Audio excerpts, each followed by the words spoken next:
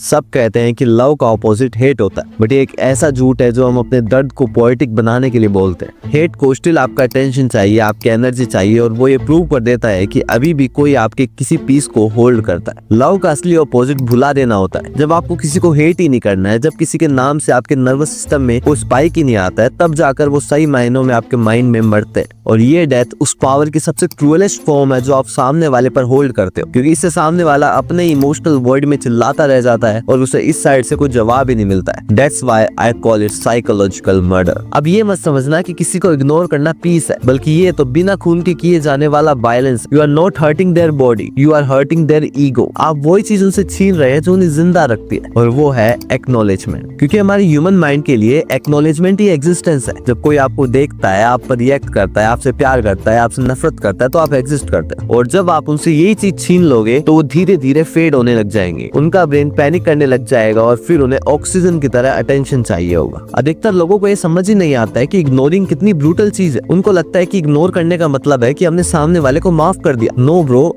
असली इग्नोरिंग एक बहुत डीप रियलाइजेशन से आती है कि कुछ लोग, कुछ सिचुएशन, कुछ आर्ग्यूमेंट आपकी इमोशनल इन्वॉल्वमेंट को डिजर्व ही नहीं करते। इसका मतलब ये नहीं होता कि you have let it go. इसका मतलब होता है कि आपने सब चीज अच्छे से देखी और आपको रियलाइज हुआ कि रिएक्ट करने से आपको वही मिल रहा है जो आप डिस्ट्रॉय करना चाहते हो। इसीलिए आप रिएक्शन से एडिक्टेड इस दुनिया को वो देते हो जिससे सबसे ज्यादा इफेक्ट हो, और वो है इग्नोरेंस।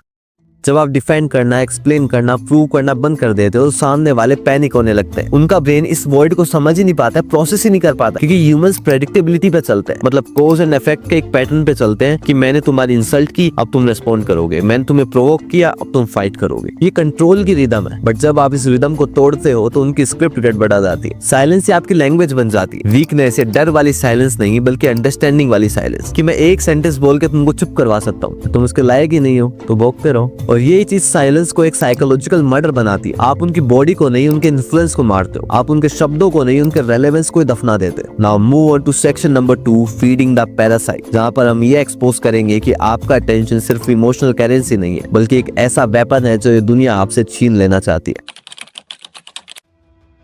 हमारे आज के जमाने में अटेंशन ही असली करेंसी है, जो सोने से भी ज्यादा कीमती है और जिंदगी से भी ज्यादा नाजुक है। हर सेकंड जो आप रिएक्ट करने पर बिता देते हो, वो आप एक तरह से खुद को कंगाल कर दूसरे के बैंक अकाउंट को भर रहे होते हैं। Even in personal relationship, toxic friends और मैनिपुलेटिव पार्टनर्स जो आप पर कंट्रोल चाहते हैं, वो पैरासाइट्स ही है। वो आपके अटेंशन को सीख करते हैं, इसलिए नहीं क्योंकि उन्हें कनेक्शन चाहिए, बल्कि इसलिए क्योंकि वो वैलिडेशन से एडिक्ट हो चुके हैं। वो आपको प्रोवोक करेंगे, गिल्ट में डालेंगे, झूठ बोलेंगे, सब कुछ सिर्फ आपको अपने इमोशनल ऑर्बिट में लाने के लिए। और जब आप रिएक्ट कर देते हो तो वो जीत जाते हैं। सच्चाई ये है कि वो इसलिए सर्वाइव कर रहे हैं क्योंकि आप उन्हें करने देते हो। आप रिएक्ट ही मत करो तो उनका सिस्टम खुद ही कोलैप्स हो जाएगा। अब इग्नोरेंस की पावर ये है कि आपको उनसे लड़ने की या उन्हें कन्फ्रंट करने की जरूरत ही नहीं है। इसीलिए आर्ट ऑफ इग्नोरिंग को मास्टर करना सिर्फ एक सोशल स्किल नहीं, बल्कि एक रिबेलियन है। ये उस इनविजिबल एम्पायर के खिलाफ आपका एक कोपिंग मैकेनिज्म है जो आपके डिस्ट्रैक्शन से चल रहा है। हर बार जब आप अपने रिएक्शन को होल्ड करते हो, हर बार जब आप डिसएंगेज करते हो, जब आप पार्टिसिपेट करने से मना करते हो, तो आप इस सिस्टम से उसका फ्यूल छीन लेते हो, और इससे आपको मिलती है क्लैरिटी। आपको फिर से आपका मेंटल स्पेस मिलता है, आपको अपने इमोशंस पर कंट्रोल मिलता है। The beauty of this power that it is invisible. आपके आसपास वाले लोग पैनिक करेंगे और कोशिश करेंगे, बट ये नहीं समझ पाएंगे कि वो ऐसा क्यों कर रहे हैं। सारे लालची, मैनिपुलेटिव और केओटिक लोग धीरे धीरे छटने लग जाएंगे। वो आपके एंगेजमेंट से एडिक्टेड थे, और जितना आप रेसिस्ट करोगे उतना ही आप स्ट्रॉन्ग बनते जाओगे। तो चलते हैं हमारे नेक्स्ट सेक्शन में, जहाँ पर हम ये समझेंगे कि जब इन भूखे शिकारियों को शिकार मिलना बंद हो जाता है तो ये कैसे रिएक्ट करते हैं।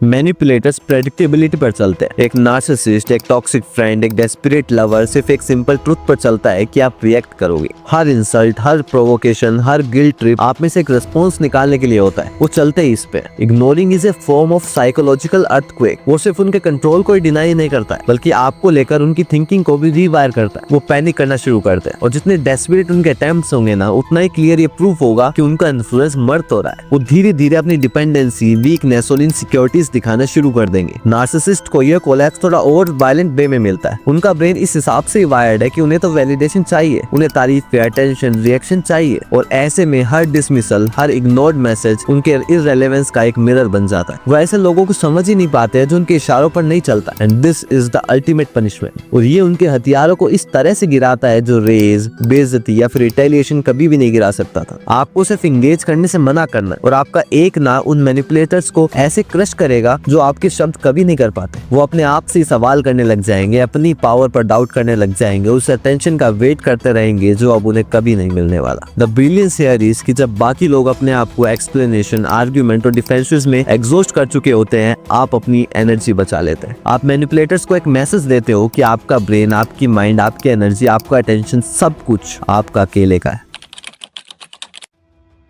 अब आपकी ये साइलेंस खाली नहीं रहती है, ये अट्रैक्ट करने लगती है। ये पैराडॉक्स बहुत सिंपल है, जितना कम आप चेस करोगे उतना ही ज्यादा ये दुनिया आपको चेस करेगी। जो लोग एक टाइम पर आपको फंसाना चाहते थे वो अब आपको डिकोड करने की कोशिश करने में लग जाएंगे, क्योंकि हम ह्यूमंस इंस्टिंक्टिवली ऐसे होते हैं कि हमें उस जगह पर मीनिंग ढूंढनी होती है जहाँ पे कुछ होता ही नहीं है, और इस तरह से बिना एफर्ट्स के पावर आपके हाथ में आ जाती है और ये आपके सोशल डायनामिक्स को भी पलट कर रख देता है। जो फ्रेंड्स कभी आपके एनर्जी की वैल्यू नहीं करते थे, उसे फॉर ग्रांटेड लेते थे, वो अब उसकी वैल्यू करने लग गए हैं, क्योंकि वो स्कार्स है। जो कलीग्स आपको प्रोवोक किया करते थे वो अपने शब्द वापस लेने लगेंगे, क्योंकि आपके इंडिफरेंस ने उनके लेवल्स को हटा दिया। इस एक सिंगल स्ट्रोक से आपके रिलेशनशिप डिमांड ड्रिवन से वैल्यू ड्रिवन हो जाएगा। लोग खुद ही रिवील कर देंगे कि जब आप रिएक्ट नहीं करते हो तो वो क्या बन जाते हैं। आपकी साइलेंस आपको डिपेंडेंट से डिजर्विंग बना देगी। जब आप अनरीडेबल होते हो तो इससे एक सोशल ग्रेविटी भी बनती है, क्योंकि इससे बनती है मिस्ट्री, मिस्ट्री से बनती है अथॉरिटी, अथॉरिटी से बनता है डर, और डर वॉयलेंस का नहीं बल्कि इररेलेवेंस के, डिस्कम्फर्ट का। लोग फिजिकल हार्म से ज्यादा रेलेवेंस खोने से डरते हैं, क्योंकि इससे उनके आइडेंटिटी डाउन होती है। अब जो अटेंशन आप दूसरों को देने के बजाय खुद होल्ड करते हो वो आपको बहुत प्योरेस्ट फॉर्म में रिटर्न ला कर देता है, और वो है रिस्पेक्ट और स्ट्रेटेजिक इन्फ्लुएंस। बट इससे कई बार आइसोलेशन भी आ जाता है। बहुत बार ऐसे लोग होते हैं जो उन लोगों से दूरी सस्टेन ही नहीं कर पाते हैं, जो उन्हें टाइम आने पर इमोशनली सपोर्ट ही ना करते हो। आपको पावर मिलेगी बट आप कैजुअल रिश्ते खो दोगे, दैट इज द कॉस्ट। और इसीलिए इग्नोरेंस को काफी बार एरोगेंस का लेबल भी दे दिया जाता है, बट बिना एथिक्स के पावर करप्ट हो जाती है। जब आपकी साइलेंस लगातार लोगों को साइकोलॉजिकल डैमेज देती रहती है तो आपका भी वही बनने का रिस्क बढ़ जाता है जिससे आप भाग रहे थे,